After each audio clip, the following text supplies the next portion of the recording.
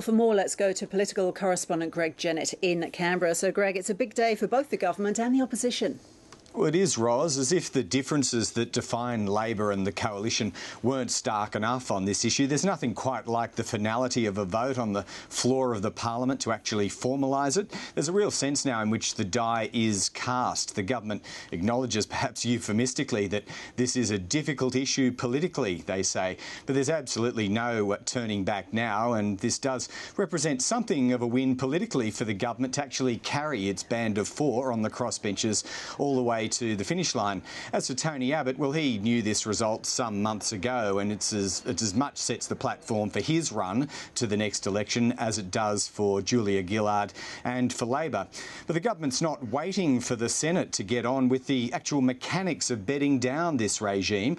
There are some important administrative bodies that now need to be set up to run this tax, and the Treasurer, Wayne Swan, has wasted no time making key appointments to those bodies today.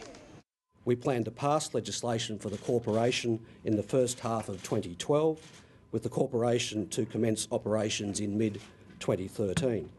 Another very important part of the reform package will be the establishment of the Energy Security Council. This body will provide advice to the government on measures to address energy security risks that may arise in coming years. So, Greg, the next big test will be the asylum seeker deal with Malaysia. Ros, that's likely to come tomorrow, despite the obvious temptation to bring it on today at a time when the coalition has lost an MP for 24 hours. That was Sophie Mirabella, as we saw earlier.